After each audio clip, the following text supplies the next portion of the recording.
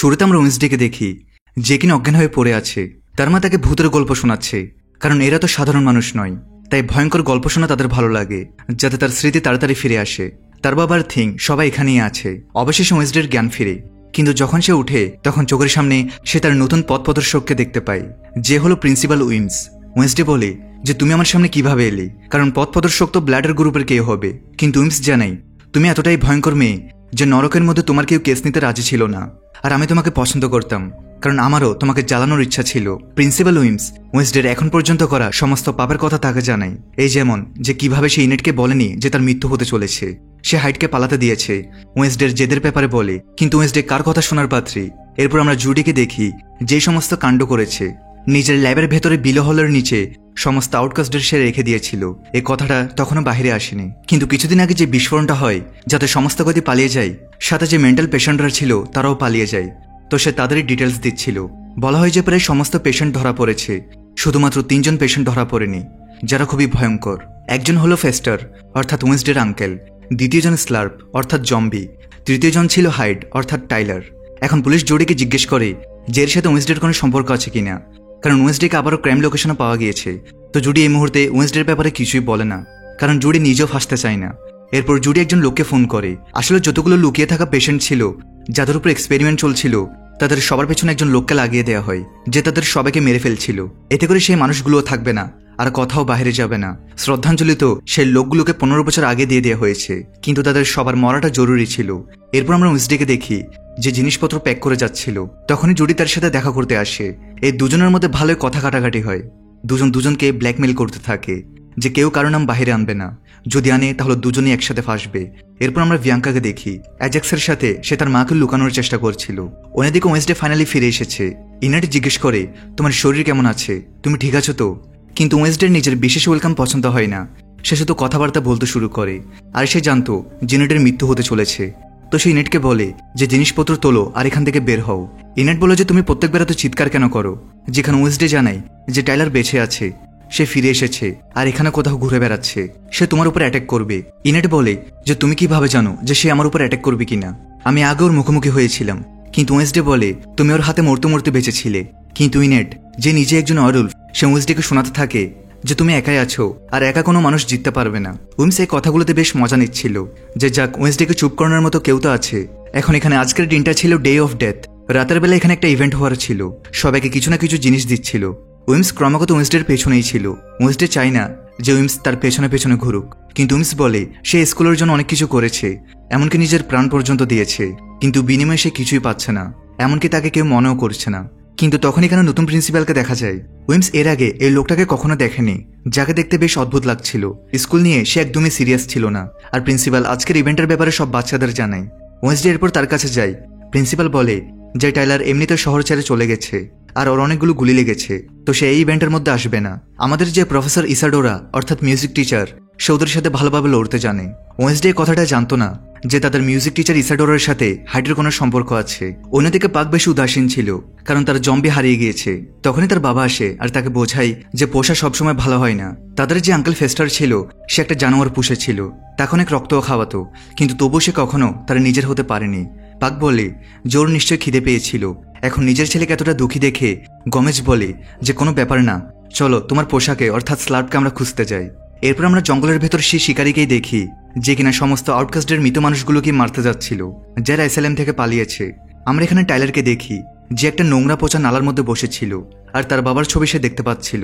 Calvin এসে তাকে বলে যে দেখেছিস নিজের কি অবস্থা করেছিস, তোর মা যদি তোকে অবস্থায় দেখতো তাহলে বেচারে কোনোদিনও বেঁচে থাকতে পারতো না। তবে এই বাবা ছেলের মধ্যে একদমই বনে না। এখন টাইলার রেগে গিয়ে চিৎকার করতে থাকে আর নিজের বাবাকে এখান থেকে চলে যেতে বলে। তখনই শিকারী ভেতরে চলে আসে আর সে জলের মধ্যে ভাসতে থাকা কাউকে দেখতে পায়, কিন্তু এটা শুধু একটা ডামি ছিল, কারণ পেছনে টাইলার ছিল হাইড বেশে। তার খুব রাগ উঠেছিল, আর এই চক্করে সে শিকারীটাকে সেখানে প্রাণে মেরে ফেলে। কিছুক্ষণ পর এখানে স্লার্পও এসে যায়। অন্যদিকে আমরা ওয়েন্সডেকে দেখি যে শুধু ইসাডোরার ডেস্কে পৌঁছে যায় আর সেখানে দাঁড়িয়ে সমস্ত জিনিস পরে নেয়। ইসাডোরা আসার ধমকায় যে তুমি আমার জিনিসপত্র কিভাবে পড়তে পারো। ওয়েন্সডে তাকে তার বয়ফ্রেন্ডের ব্যাপারে জিজ্ঞেস করে।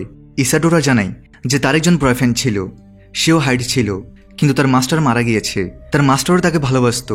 ইসাডোরও একটা মনস্টার অর্থাৎ একটা হাইডকে ভালোবেসেছিল। ইসাডোরার বয়ফ্রেন্ড নিজের মাস্টারকে প্রাণে মেরে দিয়েছিল, যার পর সে ঠিকমতো বাঁচতে পারছিল না, কারণ একটা হাইডের মাস্টারের খুব প্রয়োজন হয়। সবাই মাস্টার হতেও পারে না, এই কষ্টের মধ্যেই বেচারা সে মারা যায়। কিন্তু এর পরিবর্তে যে ফিমেল হাইড হয় তারা খুব বেশি শক্তিশালী হয়, এমনকি নিজের উপর কন্ট্রোল রাখতে পারে। এখন এখানে ওয়েন্সডে বলে যে কেউ কি নিজের মাস্টার বদলাতে পারে? ইসাডোরা বলে যে এত বড় বোকামি আজ পর্যন্ত কেউ করেনি, হাইডের সাথে গিয়ে ঝামেলার কে করবে? ওয়েন্সডের মাথায় তখনই কোন এক বুদ্ধি চলে আসে। এবার সে তার বই পড়া শুরু করে দেয়। আমরা স্লার্পকে দেখি যে পানিতে ডুবে থাকা সেই শিকারীকে খাচ্ছিল। তখনই সে একটা ছবি পাই, এটা সেই মেয়েটির ছিল যে কিনা ভিলো হল থেকে পালিয়েছিল আর তাকে কেউ খুঁজেও পাচ্ছিল না। তার নাম ছিল লুইসা। ওয়েন্সডে এখানে বসে থ্রনহিলের বই পড়ছিল যে সে কিভাবে হাইডের উপর কন্ট্রোল করতে পারে। উইমস তাকে মানা করে যে এত বড় বোকামি করার দরকার নেই। ওয়েন্সডে থ্রনহিলের বই পড়ছে, তার মানে হলো যে ব্যাপারটা টাইলারের সাথে জড়িত, তো ভালো হবে যে সে টাইলার থেকে দূরে থাকে। কিন্তু ওয়েন্সডে তার মায়ের কথা কোথায় শোনে, এমনকি তাকে উল্টো জবাব শুনিয়ে এখান থেকে চলে যায়। এরপর আমরা ইনেটকে দেখি, তাকে তার বয়ফ্রেন্ড ব্রুনো বোঝায় যদি তোমাকে বলা হচ্ছে তুমি টাইলার থেকে দূরে থাকো আর কোথাও লুকিয়ে থাকো, তাহলে তোমার সেটাই করা উচিত, তুমি একার সাথে লড়তে পারবে না। তখন ইনেটের মাথায় আইডিয়া আসে যে এটা তো একদম ঠিক কথা যে আমি একার সাথে লড়তে পারবো না, কেননা আমার বন্ধুরা আমাকে সাহায্য করবে না। সে থিংয়ের মাধ্যমে সমস্ত নাইট শেডের লোকদের চিঠি পাঠিয়ে দেয় একটা মিটিংয়ের জন্য। ছোট্ট একটা ব্রেক দিয়ে আবার মূল ভিডিওতে ফিরে যাচ্ছি। বর্তমানে বিশ্বের অন্যতম জনপ্রিয় বিশ্বস্ত অনলাইন বুকমেকার প্ল্যাটফর্মের সাথে তোমাদের পরিচয় করে দিতে চাই, যার অফিসিয়াল পার্টনার হচ্ছে সিরিয়া এবং পিএসজি। এই অ্যাপে তুমি সমস্ত লাইভ ম্যাচের ফলাফল এবং লাইভ ম্যাচ দেখতে পারবে, এমনকি তুমি স্কোর অনুমান করতে পারবে। এই অ্যাপে রয়েছে ক্র্যাশ গেম থেকে শুরু করে online salt, live match streaming এবং রিয়েল টাইম গেমিং, যেখানে তুমি আইফোন, ল্যাপটপ এমনকি বিএমডাব্লিউর মতো পুরস্কার জিততে পারো। কিন্তু সবার সেরা পছন্দ অবশ্যই চিকেন রোড। এই গেমটি খেলে সবাই দারুণ এনজয় করে, তাই যদি তুমি এখন এটি ট্রাই করে না থাকো তাহলে মিস করছো। আর সবচেয়ে ভালো বিষয় হচ্ছে নতুন ইউজাররা আমার প্রোমো কোড ব্যবহার করে সাইন আপ করলে 26,000 টাকা পর্যন্ত বোনাস এবং ফ্রি স্পিন পেতে পারে। আর যেটা টাকা তুমি চাইলে বিকাশ, রকেট, নগদ ব্যাংক এবং অন্যান্য সহজ পদ্ধতির মাধ্যমে খুব সহজেই তুলে নিতে পারো। তাহলে আর দেরি কিসের? রেজিস্ট্রেশনের জন্য পিন কমেন্টে থাকা লিঙ্কে ক্লিক করো অথবা গুগলে গিয়ে অনুসন্ধান করো, আর রেজিস্ট্রেশনের সময় প্রোমো কোড ব্যবহার করে বোনাস পাও। এটি শুধুমাত্র একটি বিজ্ঞাপন। এই ধরনের অ্যাপে আর্থিক ক্ষতির সম্ভাবনা আছে, তাই এই ধরনের অ্যাপ থেকে দূরে থেকো। এখানে আমরা পাগার তার বাবাকে দেখি, যারা জঙ্গলে খুঁজছিল, কিন্তু স্লার্পকে তারা কোথাও খুঁজে পাচ্ছিল না। তখন এখানে শহরের অনেক লোক একটা ইভেন্টের দিকে যাচ্ছিল, তো এখানে এক ধরনের মেলা বসেছিল। এরা দুজনও মেলার দিকে চলে যায়। দেখা যায় স্লার্পও তাদের পেছন পেছনেই চলে গেছে। আমরা সেই লেডিকে দেখি, অর্থাৎ লুইসাকে, যে এই সময় একটা ঘরের মধ্যে এসে গেছে। অন্যদিকে মেলাটা বেশ জমজমাট হয়ে উঠেছিল, লোকেরা বেশ ভালোভাবে এনজয় করছিল।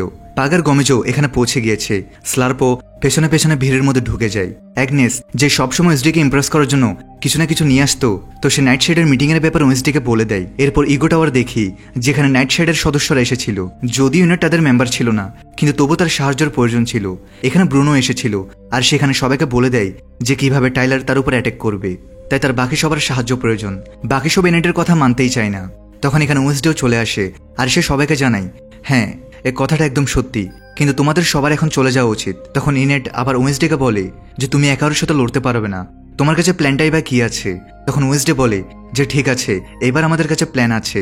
এরপর সে একটা ফর্মুলা বানাতে শুরু করে, এমন একটা ফর্মুলা যার ইনজেকশন টাইলারের শরীরে ইনজেক্ট করলে সে টাইলারের মাস্টারে বদলাতে পারে। সে নিজের ফর্মুলা বানাতে শুরু করে।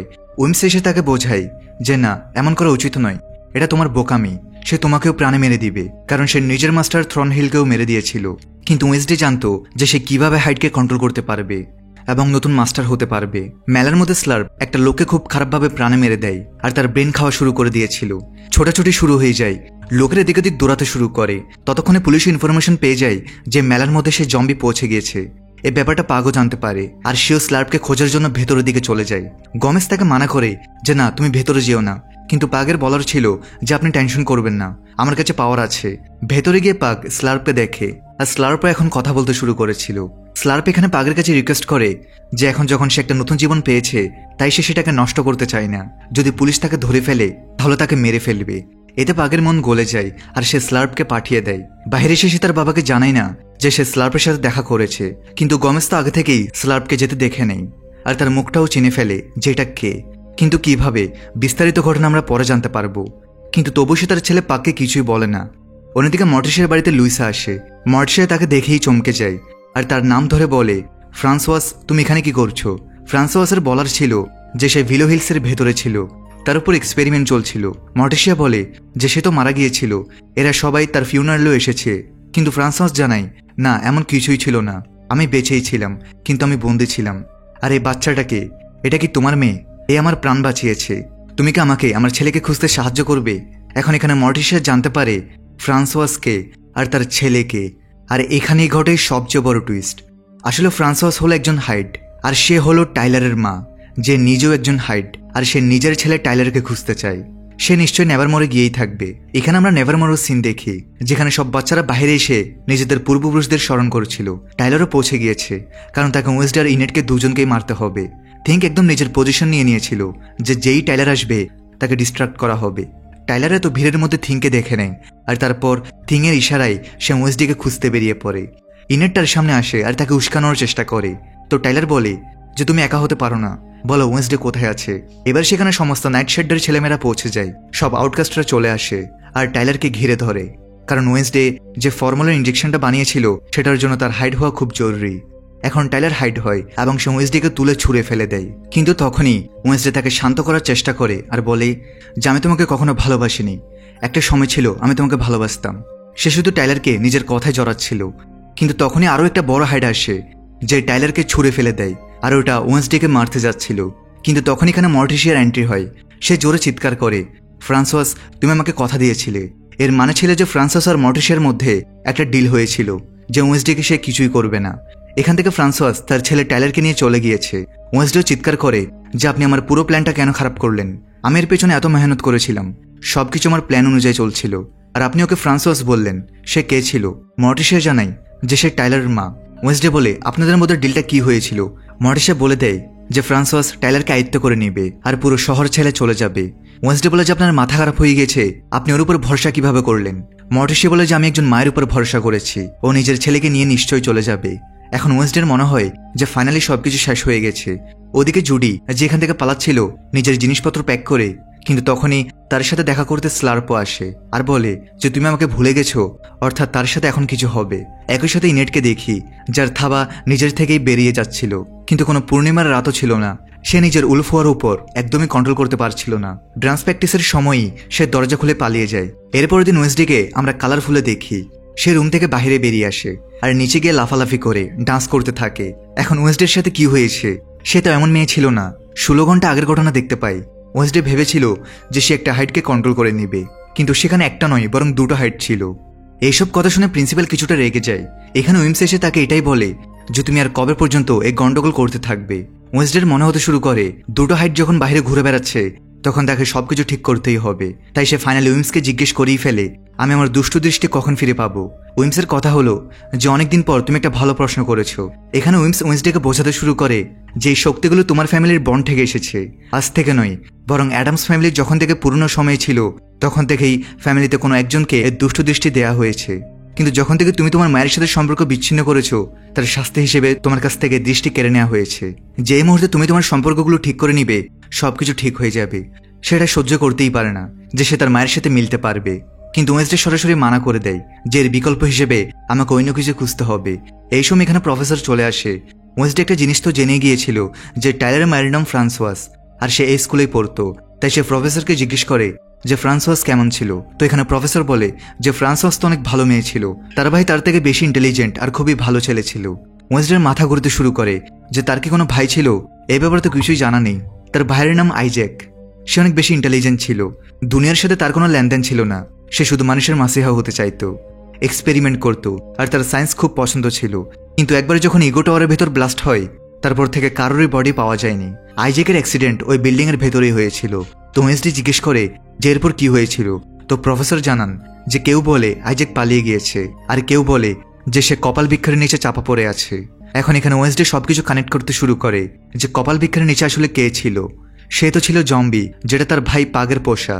সে শুধু তার ভাইয়ের কাছে জিজ্ঞেস করে আর তার পোষা স্লার্পের ব্যাপারে জিজ্ঞেস করে। তো পাগ বলে যে না, আমি এ ব্যাপারে কিছুই জানি না, আর সে এই শহরে নেই, সেখান থেকে চলে গেছে। ওয়েসডে বলে কথাটা তুমি কিভাবে জানো? আর প্রথম কথা হলো তার নাম আইজ্যাক, সেখানকার স্টুডেন্ট ছিল। পাগ যখন তার ব্যাপারে এত কিছু শুনে তখন তার ভালোই লাগে যে যাক, তার একটা আইডেন্টিটিও আছে। কিন্তু সে কোথায় পালিয়েছে? ফাইনালি সে বলে দেয় কাল সে তাকে কার্নিভালের মতো দেখেছিল, আর তারপর সেখান থেকে চলে গেছে। পাগ একটা ছবি পায়, সেই ছবিটাই সে ওয়েসডেকে দেয়। এই ছবিটা আর কারোর নয়, বরং টাইলার মা ফ্রান্সোয়াসের। এখন এখানে ওয়েসডে আবার কানেক্ট করে যে যদি স্লার্প এখান থেকে অর্থাৎ আইজ্যাক এখান থেকে যদি কোথাও যায় তাহলে সে তার বোনের কাছেই যাবে। এই ফ্যামিলি আবার রিইউনাইট হচ্ছে। ওদিকে টাইলার যে অজ্ঞান ছিল সে যখন উঠে তখন তার মা তার চোখের সামনেই ছিল। অনেক বছর পর তার এক অপরের সাথে দেখা করেছে, কিন্তু জানা যায় না কেন টাইলারকে বেঁধে রাখা হয়েছে। তার মা বলে যে এটা একদম ঠিক হবে। টাইলারের কথা হলো যে এখন আমার কোনো মাস্টার নেই, তাহলে এর মানে কি? আপনি কি আমার মাস্টার হতে চান? টাইলারের মা বলে হ্যাঁ, আমি এখন তোমার সাথে থাকবো, তোমার পুরো খেয়াল রাখবো। টাইলার তার মায়ের উপর একটু রাগ করতে থাকে যে আপনি আমাকে বাচ্চার মতো ট্রিট করতে পারেন না। তো টাইলার মা উঠে তাকে একটা থাপ্পড় মেরে দেয়, তোমাকে আমার কথা মানতেই হবে। অন্যদিকে ইসাডোরা ইনেটের সাথে কথা বলে আর কাল রাতের ব্যাপারে জিজ্ঞেস করে যে তুমি কি করেছিলে, তুমি পালিয়ে গিয়েছিলে তাই না? ইনেট ভেবেছিল যে তাকে কেউ দেখেনি, কিন্তু ইসাডোরা তাকে দেখে ফেলেছিল। আর এখন সে বলে যে তোমার এই সিমটমগুলো আলফার।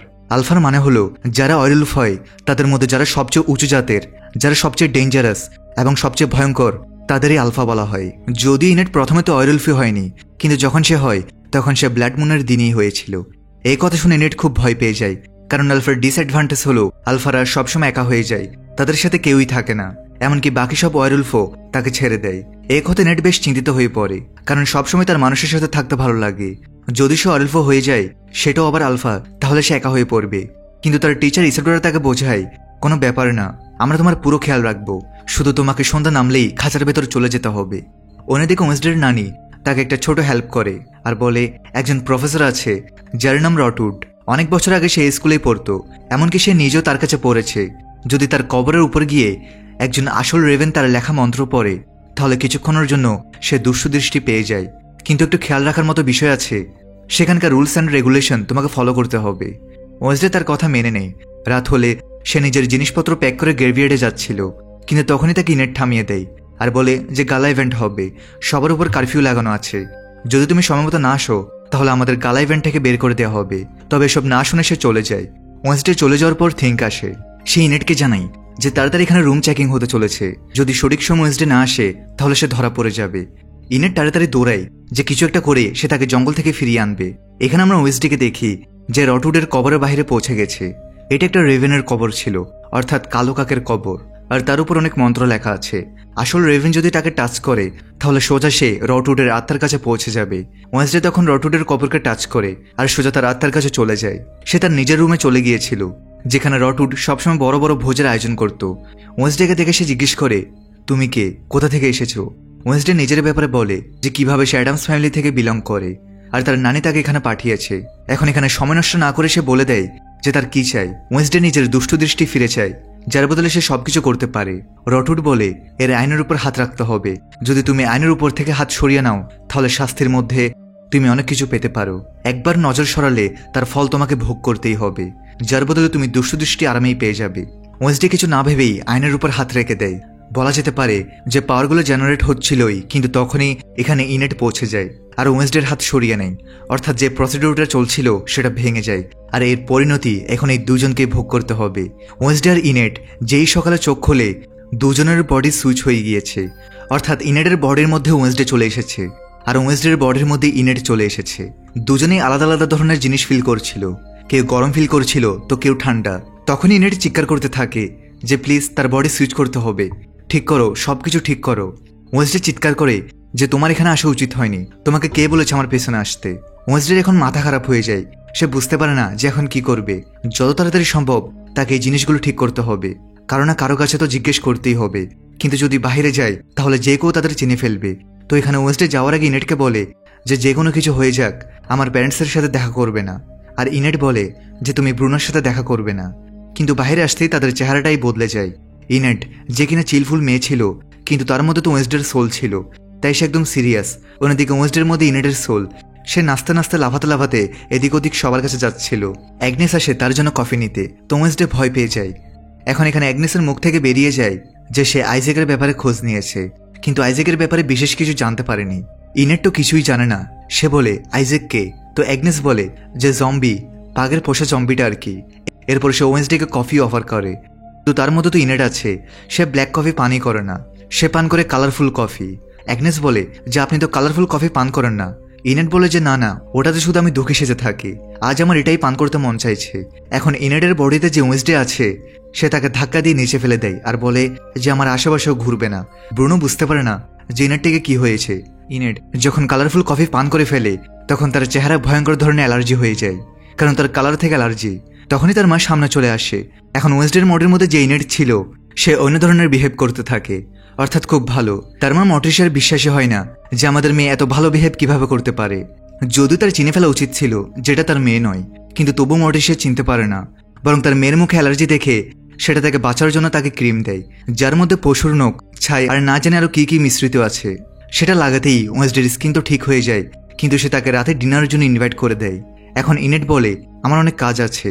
অন্যদিকে আমরা ওয়েন্সডেকে দেখি কোনো কবরের উপরে জিনিসপত্র পরার চেষ্টা করে। তার সাথে উইমসও আসে, তো তাকে জিজ্ঞেস করে যে এখন আমি জিনিসপত্র কিভাবে ঠিক করব, আমাকে কিছু তো বলুন।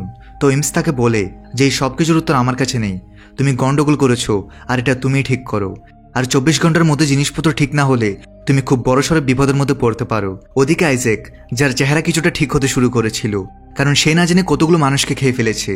এখন সে টাইলারের বাড়ি যায়। সেখানে একটা প্যাট হাউস বানানো ছিল, সেটা সে নাড়ায় আর নিচে নামে।